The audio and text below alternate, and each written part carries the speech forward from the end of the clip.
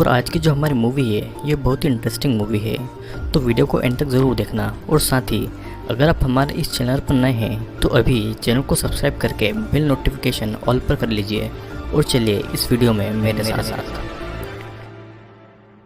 शुरुआत में हम एक लड़की मरियम और उसके हस्बैंड रॉय को देखते हैं और ये कपल मरियम के पिता के गांव में और उन्हीं के घर में रहते हैं। फिर हमें देखते हैं कि रॉय अपने बिजनेस पार्टनर से बातें कर रहा था और उससे कुछ प्रोजेक्ट मांग रहा था, क्योंकि रॉय की फाइनेंशियल कंडीशन ठीक नहीं चल रही थी और इसी के टेंशन में रॉय मरियम के साथ थोड़ा रूड बिहेव कर रहा था।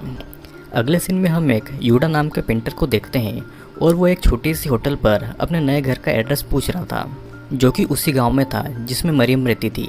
होटल की ओनर यूडा को वो एड्रेस बताती है जहां पर यूडा चला जाता है और वहां पर पहुंचने पर यूडा कुछ पेंटिंग्स बनाने की कोशिश कर रहा था, लेकिन उसे कुछ समझ नहीं आ रहा था कि वो क्या पेंट करे। और फिर यूडा अचानक खिड़की से बाहर गुजर रही मरियम को देखता है और वो अपनी रेड ड्रेस में बहुत ही ज़्यादा खूबसूरत लग रही थी, जिससे कि यूडा उसे देखने के लिए उसके पीछे चल पड़ता है।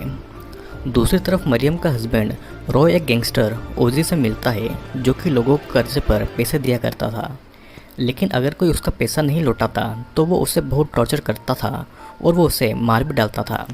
रॉय ने ओजी से पहले से ही पैसे लिए हुए थे और वो उसे लौटाने के बजाय उससे और पैसे लेने आया था। वो ओजी से कहता है कि उसे अगर वो प्रोजेक्ट मिल जाएगा तो वो उसके पैसे ब्याज के समेत लौटा देगा, जिसके बाद में रॉय को पैसे मिल जाते हैं। यहाँ पर हम मरियम को देखते हैं जो कि अपने पिता की कब्र पर उन्हें याद करके रो रही थी। और मरियम के पिता एक फ़ौजी थे, वो मरियम से बहुत ज़्यादा प्यार करते थे। जब मरियम अपने घर लौट रही थी तो यूडा भी उसके पीछे पीछे था और वो चोरी छुपके मरियम की पेंटिंग बना रहा था, क्योंकि मरियम जैसी खूबसूरत औरत उसके लिए एक परफेक्ट मॉडल थी। मरियम यूडा को नोटिस कर लेती है और वो उसे उसकी पेंटिंग बनाते हुए पकड़ भी लेती है। वो कहती है कि वो उससे बिना पूछे उसकी पेंटिंग कैसे बना रहा है, जिस पर यूडा ये कहता है कि उसे कुछ समझ नहीं आ रहा था कि वो क्या पेंट करे। लेकिन जब उसने मरियम को उसके पास से गुजरता हुआ देखा तो वो खुद को उसकी पेंटिंग बनाने से रोक नहीं पाया। मरियम यूडा को माफ़ कर देती है और यूडा से उसकी और उसके पिता की पेंटिंग बनाने को कहती है, जिस पर यूडा मान जाता है। लेकिन मरियम फिर आगे ये कहती है कि उसे इसके लिए अपने पति से परमिशन लेनी पड़ेगी, जिससे सुनने पर यूडा थोड़ा अपसेट हो जाता है, क्योंकि उसे पता लगता है कि मरियम पहले से ही शादीशुदा है। फिर जब शाम को रॉय वापस लौटता है तो मरियम उससे पेंटिंग बनवाने की परमिशन मांगती है, जिस पर रॉय कहता है कि वो पहले से ही फाइनेंशियल प्रॉब्लम में है और उसे पेंटिंग बनवाने की पड़ी है। मरियम उसे बताती है कि वो पेंटर फ्री में उसकी पेंटिंग बनाएगा, जिस पर रॉय बिना किसी झिझक के ही मान जाता है। फिर हम देखते हैं कि मरियम यूडा के घर जाकर उससे अपने पिता की पुरानी फ़ोटो दिखाकर ये कहती है कि उसके पिता एक बहुत ही अच्छे आदमी थे, वो उसे बहुत ज़्यादा प्यार करते थे। जिसके बाद में हमें देखते हैं कि मरियम यूडा के साथ में ज़्यादा से ज़्यादा समय बिताती है ताकि यूडा उसकी एक अच्छी सी पेंटिंग बना सके। अब एक दिन रॉय अपने घर की मेड को कॉल करके मरियम के बारे में पूछता है और वो बताती है कि मरियम उस पेंटर के पास अपनी पेंटिंग बनवाने के लिए गई है, जिससे सुनकर रॉय को मरियम के ऊपर थोड़ा सा डाउट होता है कि वो शायद उसे धोखा दे रही है और वो जल्दी घर के लिए निकल जाता है। लेकिन वहाँ पर ओजी के आदमी आकर उसे कार में बिठाकर ओजी के पास ले जाते हैं, जहाँ पर ओजी रॉय को एक पंच मार के उससे पैसे वापस मांगता है। और रॉय अपने पार्टनर को कॉल करके प्रोजेक्ट के बारे में पूछता है, जिस पर उसका पार्टनर बताता है कि उनका प्रोजेक्ट कैंसिल हो गया है और उनके कुछ साथियों को पुलिस ने इलीगल काम करने के जुर्म में गिरफ्तार कर लिया है। और कुछ ही देर में रॉय के पार्टनर को भी पुलिस ले जाती है। रॉय उस प्रोजेक्ट के कैंसिल होने के बारे में सुनकर शॉक था और जब ओजी को इस बारे में पता चलता है तो वो रॉय की उंगलियों को काटने ही वाला था, जिस पर रॉय कहता है कि वो उसका पैसा लौटाने के लिए अपना घर बेच देगा। लेकिन प्रॉब्लम ये थी कि वो घर मरियम के नाम पर था और रॉय को उसे घर बेचने के लिए मनाना था, जिसे सुनकर ओजी रॉय को एक और चांस देता है अपना पैसा लौटाने का। इधर हमें देखते हैं कि मरियम अपनी और अपने पिता की पेंटिंग को दीवार पर लगा रही है और उसके घर में कोई है जो कि उस पर नज़र रखे हुए है। फिर मरियम देखती है कि किसी ने उनकी बिल्ली को मार के उसकी गर्दन काट दी है और उसे डाइनिंग टेबल पर सजा दिया है, जिसे देखकर मरियम चिल्ला उठती है, क्योंकि वो अपनी बिल्ली से बहुत ज़्यादा प्यार करती थी। मरियम की चीख सुनकर यूडा घर में आता है और मरियम को शांत करने की कोशिश करता है, लेकिन इतने में उनकी मेड आकर उन दोनों को एक साथ देख लेती है। मरियम यूडा को जाने को कहती है क्योंकि उसकी वजह से गलतफहमी हो सकती थी। और जब रॉय वापस आता है तो मरियम उसे बताती है कि किसी ने उनकी बिल्ली को मार के उसके सर को डाइनिंग टेबल पर रख दिया था, जिससे सुनकर रॉय को भी शौक हो जाता है कि ऐसा काम किसने किया होगा। फिर रॉय अच्छा समय देखकर मरियम से कहता है कि उन्हें यह घर बेचना होगा, लेकिन मरियम ऐसा नहीं करना चाहती थी क्योंकि यह घर उसके पिता की आखिरी निशानी थी। जिस पर रॉय उससे गुस्से में कहता है कि अगर उन्होंने ये घर नहीं बेचा तो कल को उसकी बिल्ली की जगह उसका सिर होगा। लेकिन मरियम फिर भी नहीं मानती और रॉय उस पर यह इल्ज़ाम लगा देता है कि उसका चक्कर उस पेंटर के साथ में चल रहा था और इसीलिए उसे अपनी पति की परवाह नहीं है। रॉय घर से निकलकर ओजी को फ़ोन लगाकर कहता है कि मरियम घर को बेचने के लिए नहीं मान रही है और ओजी उसे ये आइडिया देता है कि अगर मरियम मारी गई तो उसकी पूरी प्रॉपर्टी उसकी हो जाएगी। रॉय बहुत ही ज़्यादा गुस्से में था और उससे अपनी पत्नी और उस पेंटर पर शक था और इसीलिए वो मरियम को मरवाने के लिए राज़ी भी हो जाता है। और ओजी एक प्लान बनाता है ताकि मरियम को मारने के जुर्म में वो पेंटर को सज़ा मिले, जिससे कि ओजी अपने आदमियों से कहकर मरियम और यूडा को किडनैप करवा लेता है। फिर रात के समय रॉय को मरियम और उसके पुराने पल याद आते हैं और उससे अपनी गलती का एहसास भी होता है।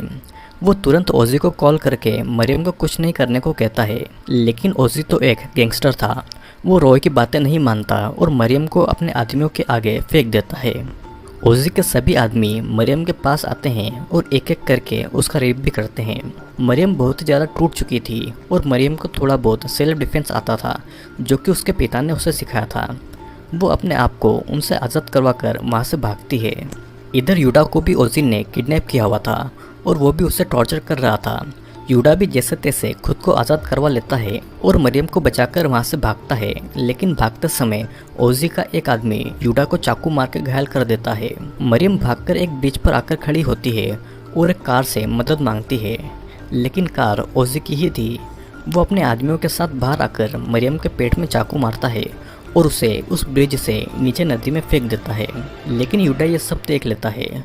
वो जैसे तैसे बचकर पुलिस के पास जाता है और पूरी घटना के बारे में पुलिस को बताता है, लेकिन पुलिस को नदी में ढूंढने पर मरियम की बॉडी नहीं मिली थी और इसीलिए वो यूडा को उसकी मौत का जिम्मेदार मान रहे थे।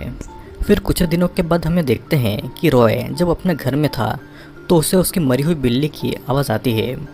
वो पूरी खून में सनी हुई थी और फिर वो मरियम का कटा हुआ सर अपने डाइनिंग टेबल पर पड़ा हुआ देखता है, लेकिन ये सब रॉय का एक सपना था। जब रॉय की नींद खुलती है तो वो मरियम को एक बहुत ही ज़्यादा डरावने रूप में देखता है, लेकिन यह भी उसका एक बुरा सपना था। लेकिन फिर जब उसकी नींद खुलती है तो मरियम उस पर फिर से एक बार हमला करती है, जिससे कि रॉय बहुत ज़्यादा परेशान हो गया था। इधर उस गांव के लोग मरियम की आत्मा को उस ब्रिज पर देखे जाने के बारे में बातें कर रहे थे और यहाँ पर रॉय को बस उसके डेथ सर्टिफिकेट का इंतज़ार था ताकि वो उसे दिखाकर उसकी प्रॉपर्टी को अपने नाम करवा लें। फिर हम देखते हैं कि ओजी का एक आदमी कहीं जा रहा था और रास्ते में एक औरत उसे सेड्यूस करती है और ये उसे उसी ब्रिज तक ले आती है जहाँ पर मरियम को मारा गया था। ये औरत और कोई नहीं बल्कि मरियम का ही भूत था, जो कि ओजी के आदमी को उसी ब्रिज पर मार डालती है और वो ओजी के दूसरे आदमी को भी मार देती है। यूडा को भी बुरे बुरे सपने आ रहे थे कि मरियम उसे मारना चाहती है और अगली सुबह उसी ब्रिज पर दो आदमियों की डेड बॉडी लटकी हुई थी जिन्हें मरियम ने पिछली रात को मारा था और पूरे गांव में मरियम की भटकती हुई आत्मा की चर्चा चल रही थी। ओजी भी थोड़ा परेशान था क्योंकि उसके दो आदमी मारे गए थे। फिर यूडा गांव वालों से मरियम के बारे में बातें करता है और गांव वाले उससे बताते हैं कि मरियम शायद मरने के बाद में एक प्रेत आत्मा बन गई और अब उसकी आत्मा उसके कातिलों से बदला ले रही है।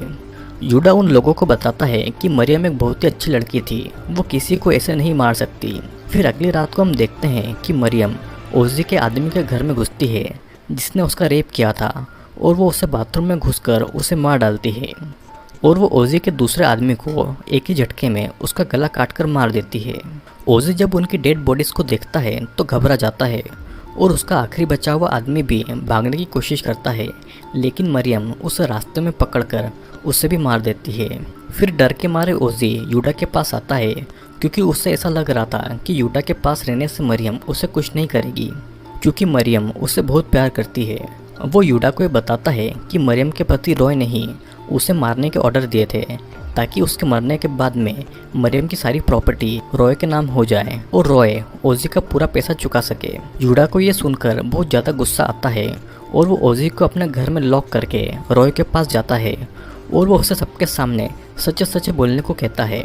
लेकिन रॉय जेल नहीं जाना चाहता था और इसीलिए वो खुद अपने घर की चीज़ों को यहाँ वहाँ फेंक कर खुद को नुकसान पहुँचा रहा था, ताकि लोगों को ये लगे कि यूडा उसे यहाँ पर मारने आया है। रॉय के चिल्लाने की आवाज़ सुनकर आसपास के लोग वहाँ पर आते हैं और यूडा को पकड़कर ले जाते हैं। यूडा गांव वालों को बताता है कि रॉय ने ही मरियम को मरवाया है और वो सबको ओजी के पास ले जाता है ताकि ओजी उन्हें सब कुछ सच सच बता दे। लेकिन वो देखते हैं कि ओजी की लाश छत से लटकी हुई है और सब इसका इल्ज़ाम भी यूडा पर ही लगाते हैं, जिस कारण यूडा वहाँ से भाग जाता है। फिर अगले दिन पुलिस रॉय के घर आती है उसे प्रोटेक्शन देने के लिए, क्योंकि उन्हें डर लग रहा था कि यूडा उसे भी न मार दे। अब रात के समय रॉय को मरियम का भूत दिखता है जो उस पर अटैक करता है और वो अपने कमरे से बाहर आकर पुलिस को ये सारी चीज़ें बताता है। पुलिस उसके कमरे में चेक करने जाती है और इतने में ओजी का बॉस रॉय को किडनैप कर लेता है और वो रॉय को बताता है कि उसी ने ओजी को पैसा दिया था और ओजी ने उसे, और अब उसकी जिम्मेदारी है कि वो उसे उसका पैसा लौटाए, और अगर उसने ऐसा नहीं किया तो वो उसकी माँ और बहन दोनों को मार डालेगा। फिर कुछ समय के बाद में हमें देखते हैं कि रॉय बहुत डरा हुआ था और वो तांत्रिक को उस ब्रिज पर ले जाता है मरियम से पीछा छुड़वाने के लिए। तांत्रिक उस ब्रिज पर अपने मंत्र शुरू करता है और मरियम वहाँ पर आ पहुँचती है, लेकिन वो इतनी ताकतवर थी कि तांत्रिक का कोई भी मंत्र उस पर नहीं चल रहा था, जिससे डर के तांत्रिक वहाँ से भाग जाता है और ओजी का एक आदमी उसके ऊपर गोली से फायर करता है, लेकिन मरियम उस आदमी को ही चाकू से मार डालती है। और रॉय अब बहुत ज़्यादा डर चुका था और वो मरियम से माफ़ी भी मांगता है।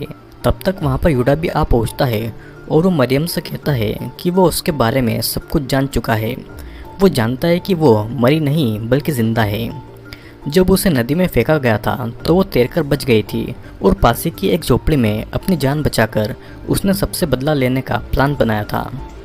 मरियम के पिता सेना में थे और उन्होंने उसे सेल्फ डिफेंस सिखाया था। सबके लिए मरियम मर चुकी थी और ये उसके लिए अच्छा मौका था अपना बदला लेने का।